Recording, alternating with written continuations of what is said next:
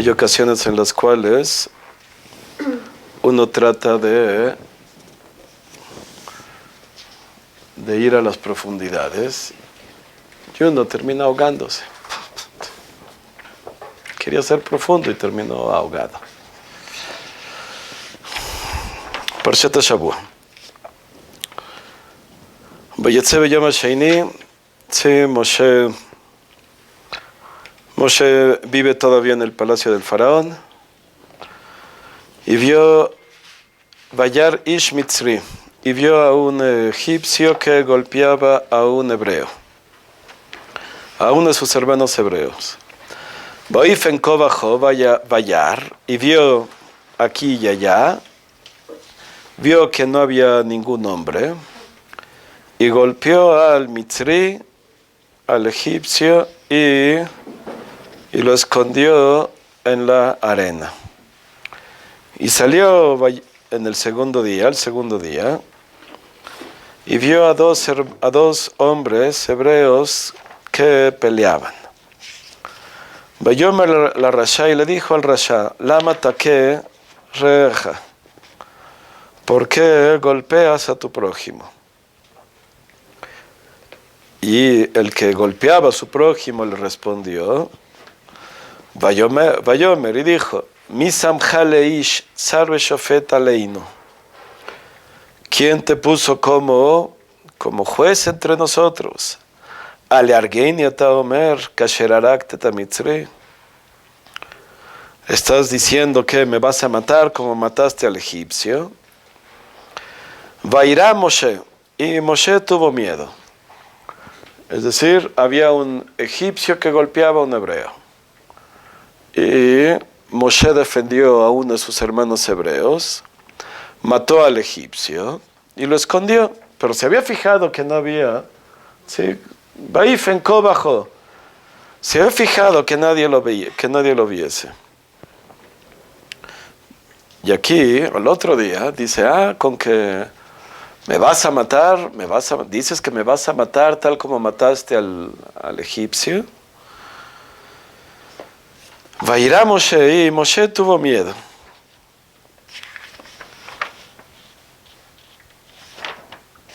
Y Vayomar, y dijo, ajeno dadabar, ya se supo. ¿Sí? Ya se supo. Rashi trae dos explicaciones, ya se supo, es decir, ya se pasó la voz de que yo había matado al egipcio, por lo tanto ahora los egipcios me van a perseguir a mí. Y Rashi trae, esa es la primera explicación de Rashi. ¿Qué peshutó? Un midrashó. Y trae Rashi, menciona una segunda explicación, que es la que le vamos a poner un poco más de atención. Un midrashó, Daaglo al Masherab Israel. Tuvo miedo Moshe.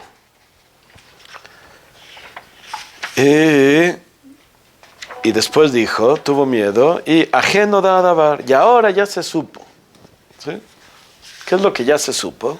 Según la primera explicación de Rashi, ya se supo que yo había matado al egipcio, entonces por lo tanto ahora van a tratar de matarme a mí.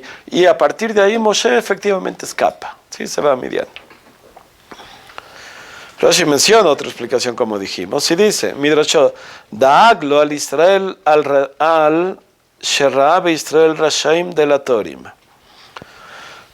¿De qué tuvo miedo? No que tuvo miedo, sino que se preocupó Moshe. ¿De qué? De que había en el pueblo de Israel Reshaim delatores. Había malvados delatores. Delator, una persona que delata a otra. Es decir, él se dio cuenta que si no había nadie, entonces aquella persona que había defendido, ella lo delató a Moshe diciendo, Moshe fue el que me mató al que me estaba atacando a mí. ¿Sí? Entonces había delatores. Se preocupó porque vio que había en Israel delatores. Y dijo, Amar, meata, Shema Einam Roin Ligael. Si es así, pues quizás ya no merezcan ser redimidos. Ajeno da Adabar, ya se supo. ¿Qué es lo que ya se supo? Primera explicación de Rashi, pues eso, que yo fui el que maté al egipcio. Un midrashó, segunda explicación de Rashi otra vez. Nodal yadavar shaiti tamalav. Ahora ya se supo en el sentido que ya entendí. Ya entendí aquello que me preguntaba. Mahatu Israel Mikol Shevima Umod Lion Neradim Beavodat Parech. ¿Qué pecó? ¿En qué había pecado Israel? Más que los demás, que los otros 70 pueblos. Recuerden, sí, que según el lenguaje de Hazal, hay 70 pueblos principales. Uno de ellos es Israel. ¿Qué pecó Israel? Más que los demás 70 pueblos de la humanidad. Lion Nirdamim Neradim Beavodat Parech, que son ahora perseguidos, que son sojuzgados con Avodat Parech, ¿sí? con una esclavitud ardua. Avalroea ni Shem Reuim Lekach. Pero ahora veo que lo merecen. ¿Sí? Entonces, con su permiso, vuelvo a leer los versículos. Moshe defiende a un hebreo, mata al egipcio, al agresor. Al otro día ve que hay 2 hebreos que están peleando y le dice al agresor, le dijo, ¿por qué le pegas a tu prójimo? El otro le responde, ¿tú qué te metes? ¿Sí? Le responde Moshe, ¿acaso tú qué te metes? ¿Acaso me vas a matar como mataste al egipcio? Y Moshe entiende y dice, ¿cómo supo él? Seguramente alguien me delató. Entonces ya hay delatores. Hay delatores en el pueblo judío. Ahora ya entendí por qué merecen la esclavitud más que cualquier otro pueblo. ¿Sí? Eso es segunda explicación de Rashi. Entonces vemos, hay varios elementos aquí. Tenemos un elemento que es este delatorim, el hecho de delatar a otros. Rashi señala, los sabios, es un midrash, los sabios señalan que el hecho de delatar a alguien, delatar a otro yehudí, es un acto que desemboca en esclavitud. La pregunta es, ¿por? ¿Sí? O sea, ¿por qué el hecho de delatar a alguien?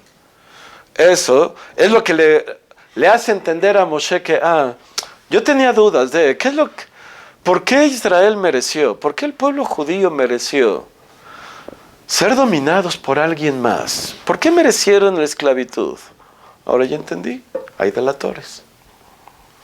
Ahora ya entendí, quizás y por eso, ya no merecen ser redimidos.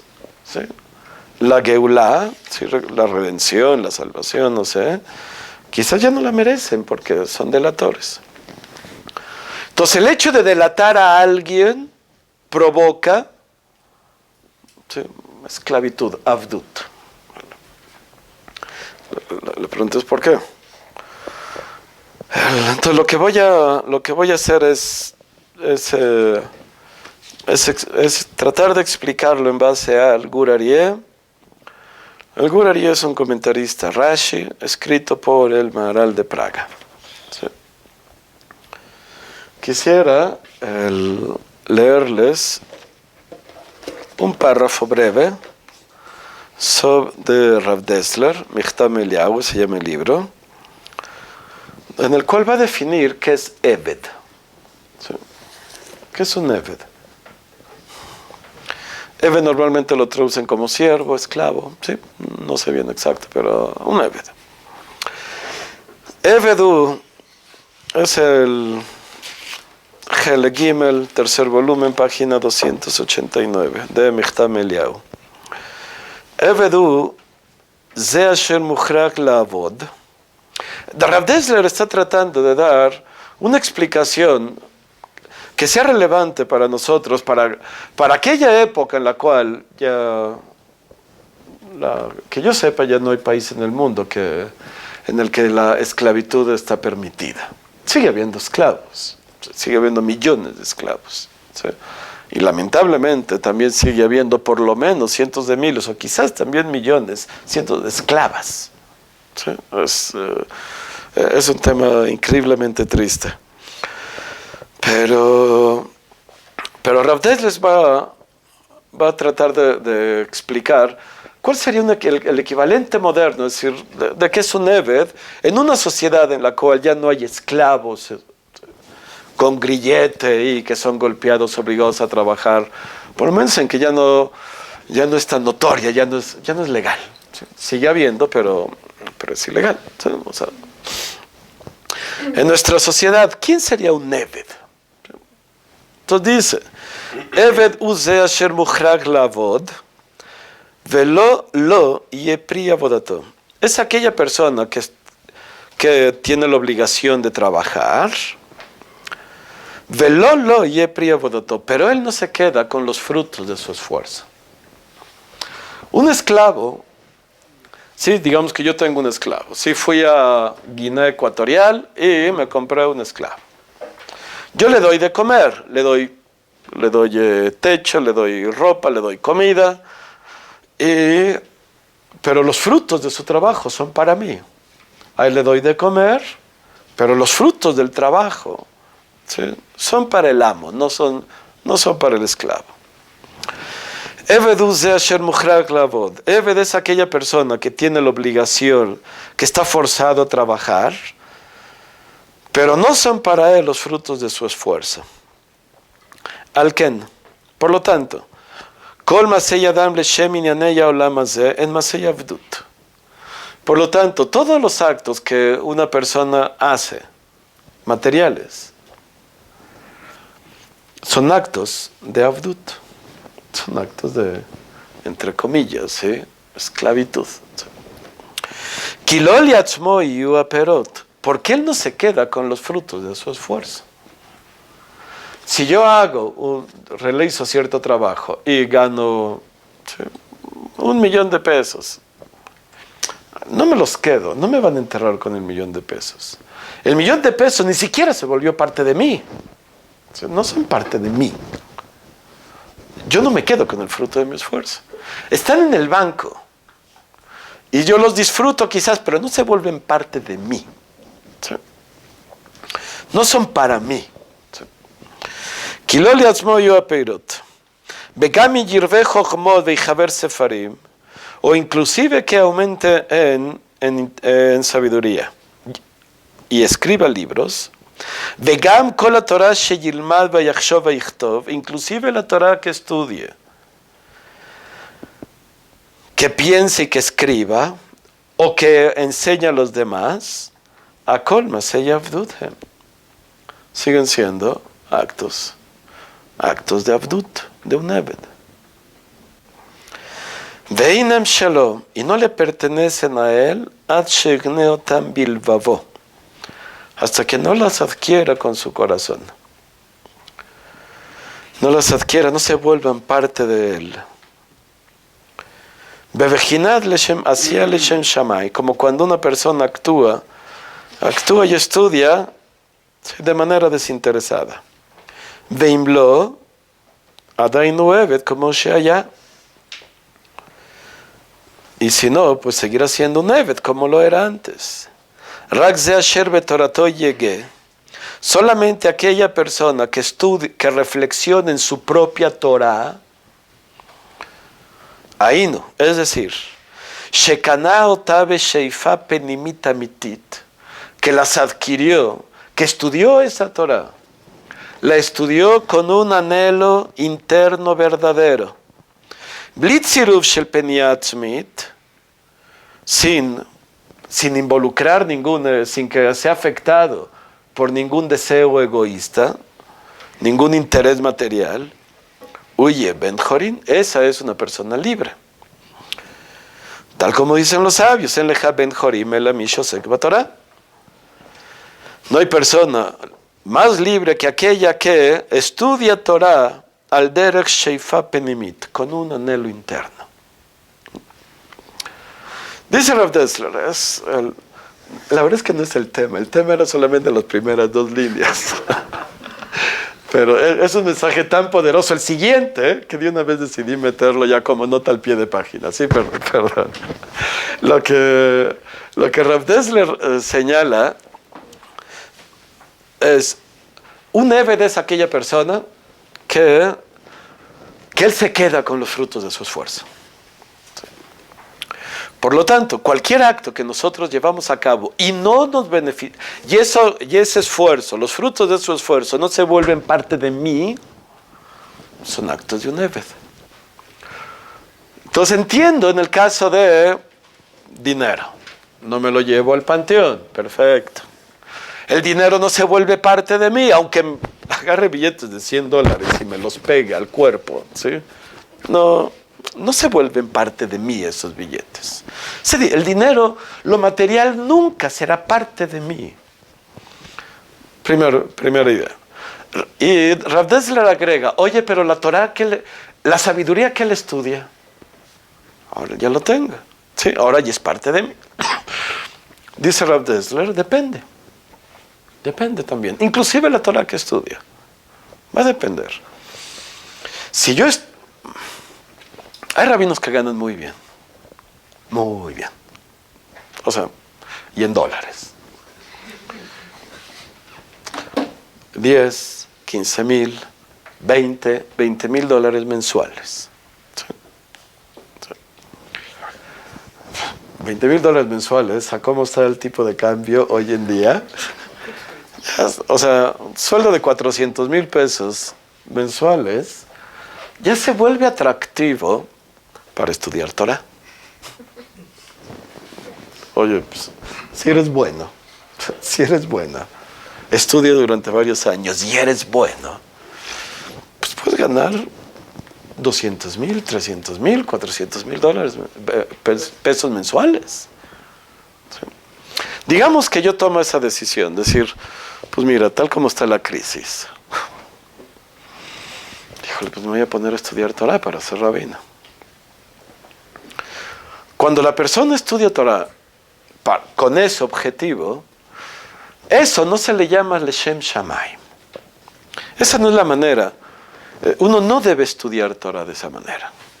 Uno no debe estudiar Torah para recibir un buen sueldo después, para lograr un buen trabajo, para lograr el reconocimiento y prestigio social.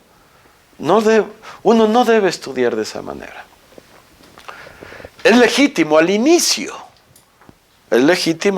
hacerlo, siempre y cuando tenga la intención que eventualmente lograré purificar mis intenciones. Pero si los 5 o 10 años que estuve estudiando, los hice, estudié Torah exclusiva, con el fin exclusivo de lograr parnasá, dinero, prestigio social, ¿sí? Esa Torah nunca se volvió parte de mí. La sé, pero no se vuelve parte no, a eso no se llama que ya la adquirió con su corazón. Se quedó en la cabeza, ¿sí? Pero no la bajó al corazón. Ya que no la bajó al corazón, entonces esa Torah, Rav Tzadok le llama, Rav Dessler no lo dice aquí, pero Rav Tzadok le llama Pitputei Dioraita, que inclusive que la Torah que él dice, no se llaman Divrei Torah, no se llaman palabras de Torah, se llaman balbuceos de Torah. Es una persona balbucea Torah, ¿sí? No son Divrei Torah, son balbuceos. Entonces esa Torah que permanece exclusivamente a nivel intelectual y no es integrada dentro de la personalidad de uno, en su corazón, esa Torah no se vuelve parte de él. Por lo tanto, inclusive aquella Torah que estudie, que enseñe, que escriba, son actos de Avdut, ¿sí? Son actos de un Eved. Porque la definición del Eved es aquella persona que se esfuerza en algo, pero no se queda con el fruto de su esfuerzo. Y se esforzó en la Torah sin un deseo, tal como dice, sin un anhelo interno verdadero, y esa Torah permanece permanece externa a él. Permanece externa a él, por lo tanto, no se volvió parte de él. No se volvió parte de él. Son actos de Avdut. Él no se está beneficiando del fruto de su esfuerzo. No lo hizo propio. Sale. Entonces, eso, el Rav Dessler entonces define al Eved como aquella persona que se esfuerce en algo sin que el fruto de su esfuerzo sea para él. ¿Sí? Nos regresamos a Rashi. Entonces dice Rashi, explica el versículo. Moshe Rabbeinu logra entender por primera vez, logra resolver el misterio que le aquejaba. ¿Por qué el pueblo judío está en esclavitud más que cualquier otro pueblo? Ahora ya entendí. Porque hay delatores.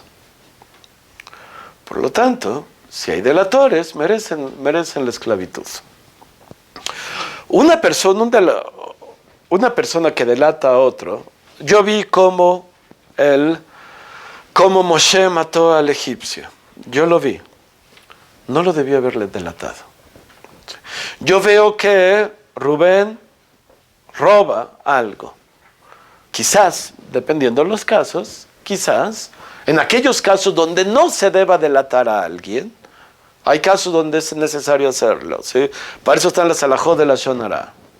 Cuando sí y cuando no. Pero en aquellos casos que yo veo que alguien hizo algo que no es correcto, y yo voy y lo acuso, paso la voz, ¿viste este tipo? Yo qué sé, pues mira, yo lo vi en tal lugar y tal lugar y tal lugar. Lo delaté. Esa información debió haber permanecido oculta. Es cierto que vi a tal persona yéndose a un lugar donde no debería de estar. ¿Por qué lo dices? ¿Por qué lo dices? ¿Lo viste? En aquellos casos, de nuevo, hay alajot para saber determinar qué información se debe divulgar y cómo, y qué información no se debe divulgar. En aquellos casos donde la información no debe ser divulgada, no debe ser pública, esa información te la debiste haber quedado dentro. Es cuando la persona le da más importancia, cuando la persona delata a otra, significa que está exteriorizando algo que debió haber permanecido interno. Esa información te la diste haber quedado tú. Dentro de ti. Curioso, muy curioso que el Maral de Praga explica sobre la Shonara mucho en un capítulo que tiene sobre Tzeniut. Tzeniut es eso. Aquello que debe permanecer oculto, no lo reveles. No lo reveles. ¿Sí? No descubras aquello que debe permanecer oculto. No delates. Esa información debió permanecer interna. Y ahora tú decidiste exteriorizarla. Le diste importancia a lo externo por encima de lo interno. Entonces, cuando se descuida lo interno, es lo que dice Rav Dessler, eso es un acto de Avdut, es un acto de Eved. ¿Sí? Lo que hizo Rav Dessler fue solamente aquello que te esfuerzas y ahora se queda dentro de ti. Es la señal de que ahora es una persona libre. Ya no dependes de los demás. Ya no dependes de lo externo. Cuando hay una persona que posee tanta riqueza dentro, una persona con vida interna rica, no busca aprobación ajena. No le interesa quizás la aprobación ajena, ni siquiera su opinión. ¿Sabes qué? Yo soy feliz de la manera que yo soy, pero tengo riqueza interna. Pienso. Sé que es difícil pensar en estos días, sí, sé que es muy difícil. Sí. No fue broma. Es difícil pensar. ¿Sí? Pero cuando la persona piensa, Y cuando está a solas, está pensando y es consciente de sus procesos internos, tiene vida interna esa persona. Cuando se enoja, piensa, ¿por qué me enoja? ¿Por qué me siento sola? ¿Por qué me siento triste? Oye, ¿cómo debería ser? O sea, internamente está en movimiento. ¿Sí? Cada vez hay menos personas así. O sea, pero todavía hay personas que tienen vida interna. Cuando la persona tiene vida interna, el mundo externo no le es tan importante. Se basta consigo mismo. ¿Sí? Entonces, cuando la persona no le da la importancia a lo interno y se dedica a lo externo, dice Rav Dessler, es un acto de avdut, porque él no se queda con los frutos de su propio esfuerzo. Se quedaron ajenos. Él depende de los demás, vive para los demás. Su vida ahora depende de otros. Su vida depende de lo externo, ya sea de los demás, ya sea del amo, ya sea de la opinión ajena, pero su vida, todo el objetivo de la vida es generar vida interna. Para eso vinimos al mundo. Dicen los sabios, ¿sí? Cuando estábamos en el mundo de las almas, estamos cerca de Dios. Y Dios nos hizo que bajáramos. ¿Para qué? Para que nos esforcemos y logremos estar cerca de Dios después de morir. Gracias, yo estaba cerca. Yo estaba cerca antes. Estaba cerca de Dios y Dios decide separarme, ponerme en este mundo. ¿Para qué? Para que logre estar cerca de Dios. Yo estaba cerca de Dios. La diferencia es que no había sido por esfuerzo personal.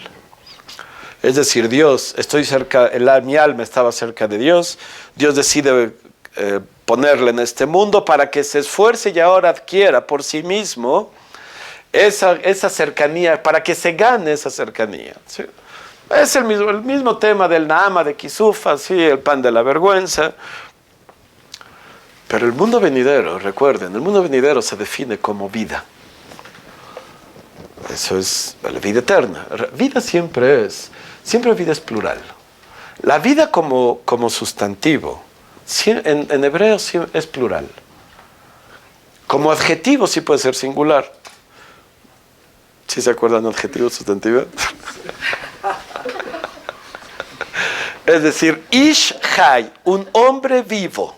¿Sí? Ahí, Hay es sustantivo. Es un adjetivo. ¿Sí? Es decir, es una persona viva, entonces ahí sí puede ser singular.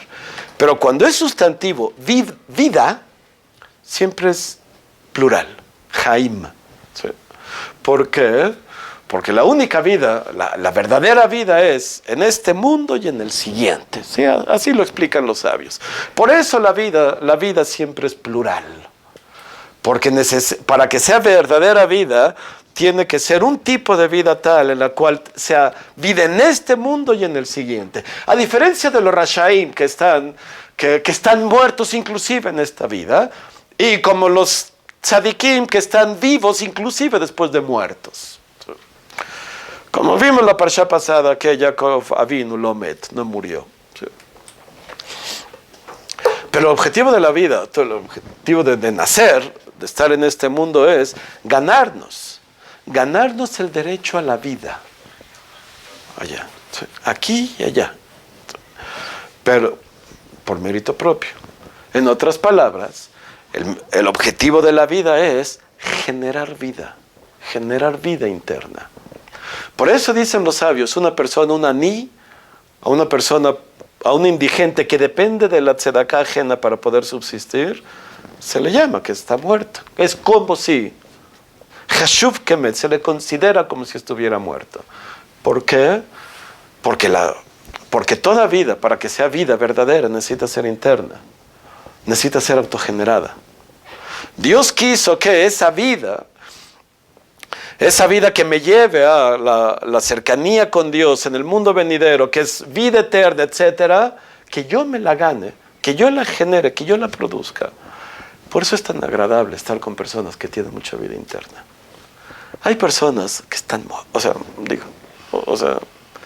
pero pobres. Te absorben, te absorben energía y están muertos. Y hay personas que tienen mucha vida. Es un placer estar con personas que tienen vida. Personas casi vivaces, vitales, es agradable. Se la generaron. Ellos se generan. Y la vida debe ser autogenerada. Sí. Entonces haya el regreso. Cuando la persona se dedica a lo interno, ¿sí? y para eso vivimos, ¿sí? Entonces esos actos se vuelven propios. Se está cultivando a sí mismo, se está formando a sí mismo, él está recibiendo, él está formando, creando con el fruto de su esfuerzo. Y por lo tanto esa persona es libre. A diferencia de aquella persona que depende de los demás. Cuando alguien depende de los demás, esa persona es un esclavo. Emocionalmente es un esclavo. Emocionalmente vive en la servidumbre. Depende de la opinión ajena para juzgar sus propios actos. Depende de la opinión ajena para saber si se pone las botas o las sandalias.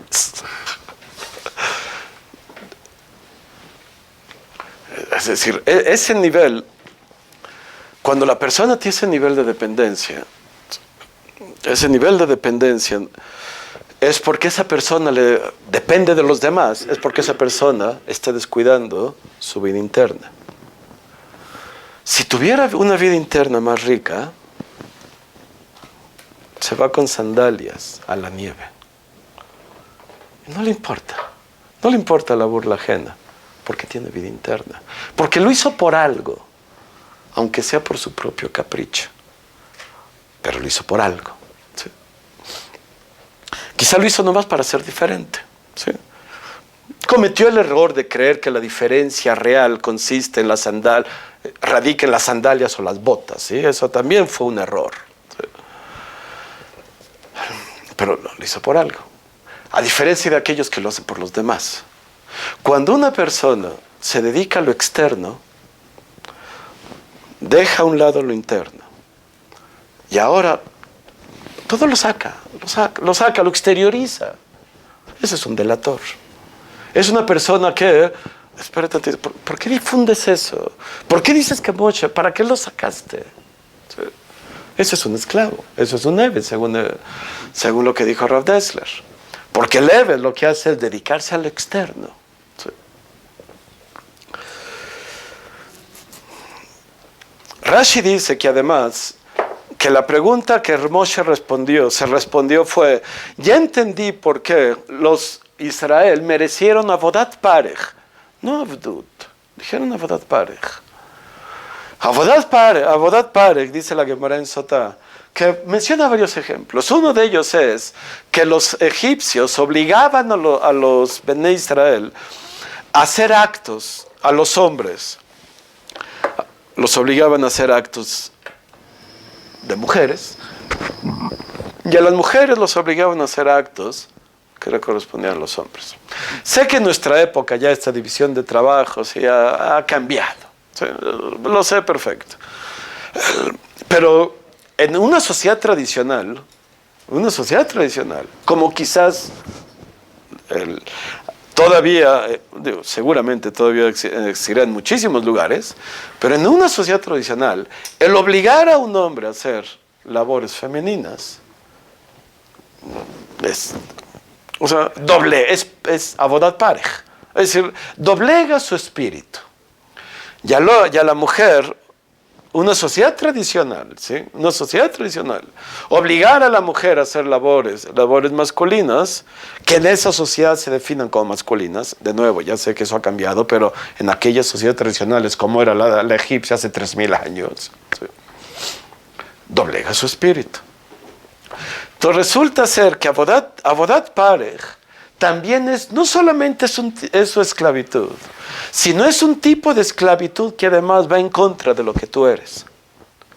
Yo soy hombre. Yo debería hacer actos masculinos. Yo soy mujer, debería hacer actos femeninos.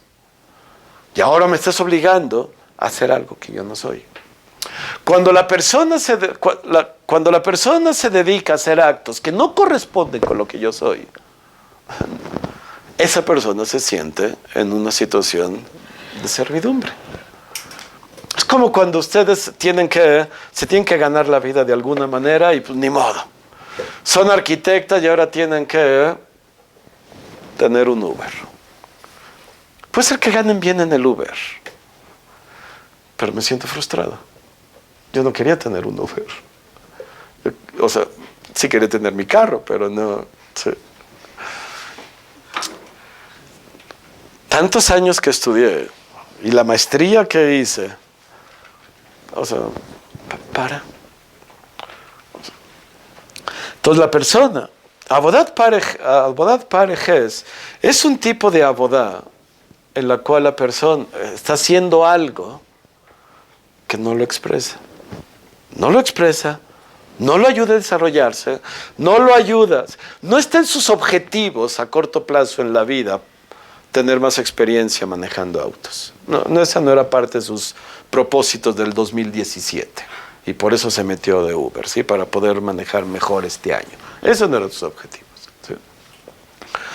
Entonces esa persona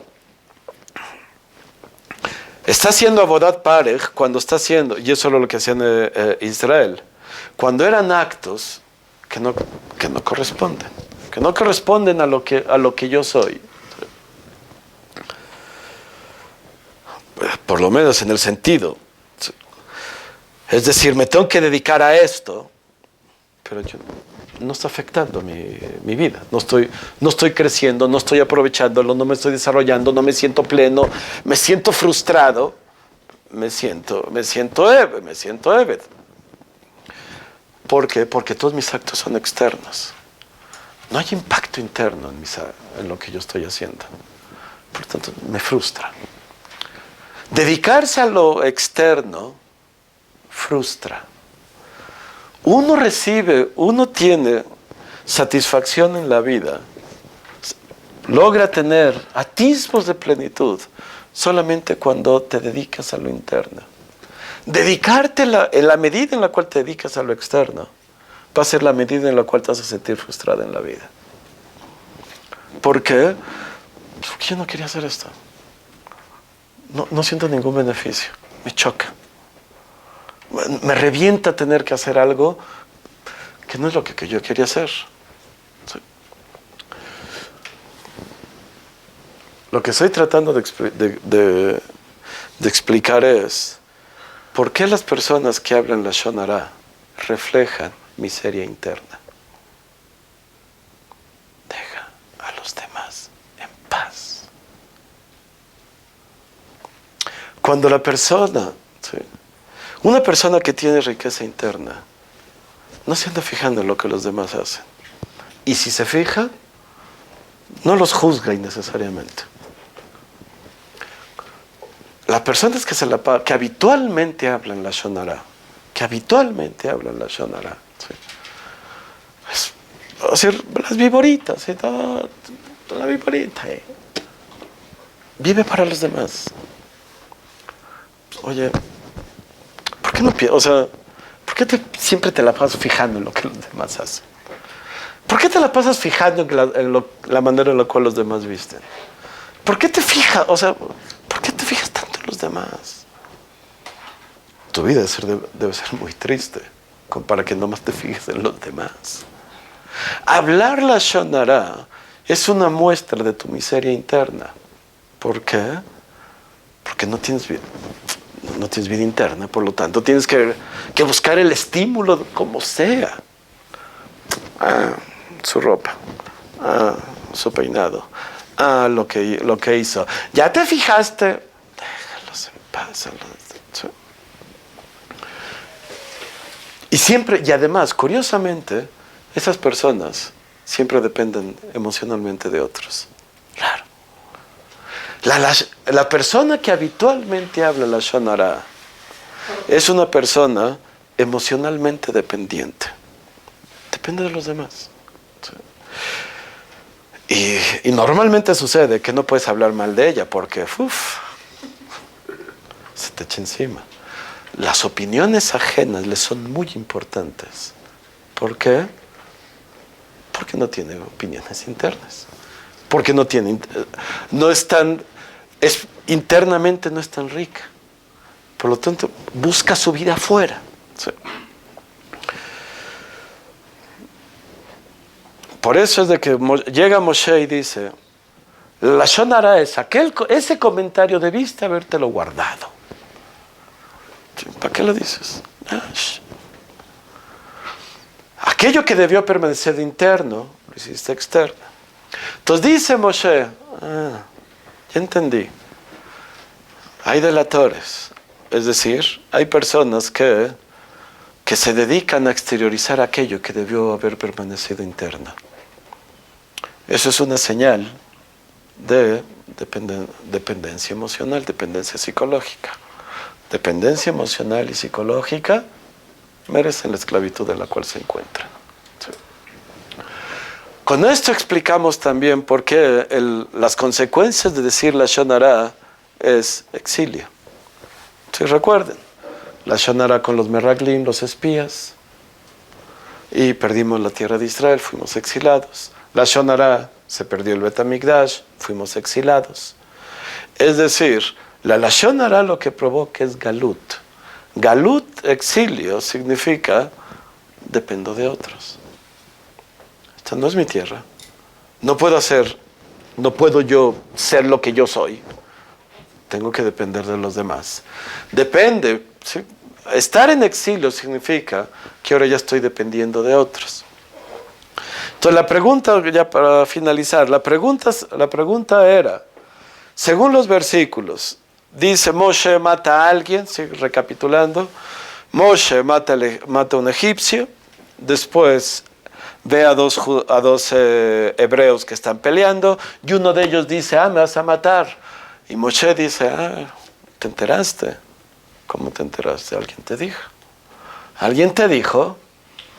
Alguien abrió la boca cuando no debería haberlo hecho. Ya entendí por qué merecen la esclavitud. Porque un delator es aquella persona, es el ejemplo, ¿sí? Es un ejemplo. Es un ejemplo de aquella persona que no le da importancia a lo interno y aquello que debió haber permanecido interno lo exterioriza. Le das importancia a lo externo, eres emocionalmente débil y dependes de los demás. Dependes de los demás, dependes de lo externo, sí mereces ser esclavo.